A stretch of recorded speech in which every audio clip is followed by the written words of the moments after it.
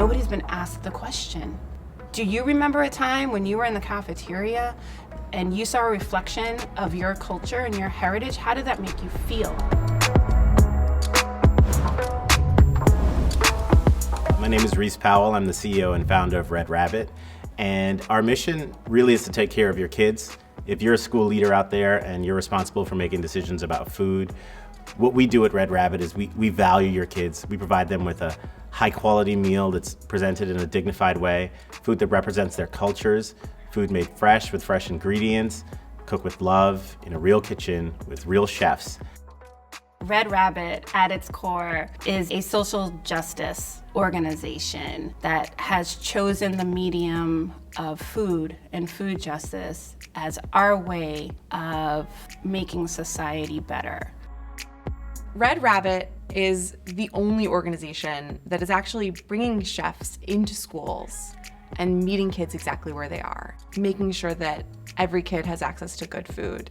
Especially in the US, nourishment wasn't really a factor in school lunchrooms and settings. There is a diabetes epidemic in our country, and childhood diabetes is the numbers are only getting higher. Red Rabbit introduces a new idea of, hey, it's okay to celebrate your culture and where you come from in a school lunchroom. Right now, the fight is, can I bring my whole self into a cafeteria? And can I use food that I think is my comfort food that speaks to my family and my heritage? And can I do that in its entirety and authentically?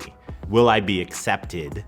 Do I need to ask to be accepted? Am I enough? And I think in some degree in our society right now, people of color are saying loudly, I am enough.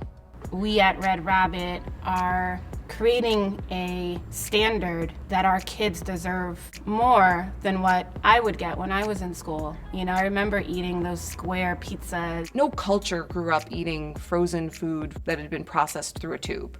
Kids who grow up in Harlem should have the same expectation of quality of food as kids that grow up in, Tarrytown.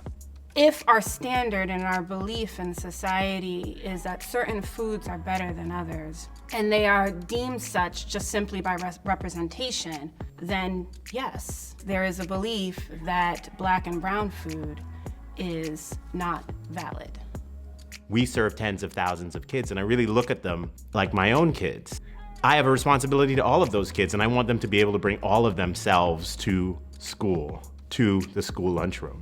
We're going to change the way a lot of kids think about themselves and food. One of the things that I appreciate the most about Red Rabbit and their food is the dignity with which it is prepared and served. They care a lot about what our kids eat. Each school is its own community, and our goal is to match that community with a chef who can really cater to their needs. Who knows better how to serve the community than folks from the community? We manage hundreds of cafeterias around the New York region and the Mid-Atlantic region. Our chefs come from all sorts of different backgrounds. I'm a first-generation Mexican-American. My father's Dominican, my mother is Honduran. My mother is Boston Irish, and my father is Puerto Rican.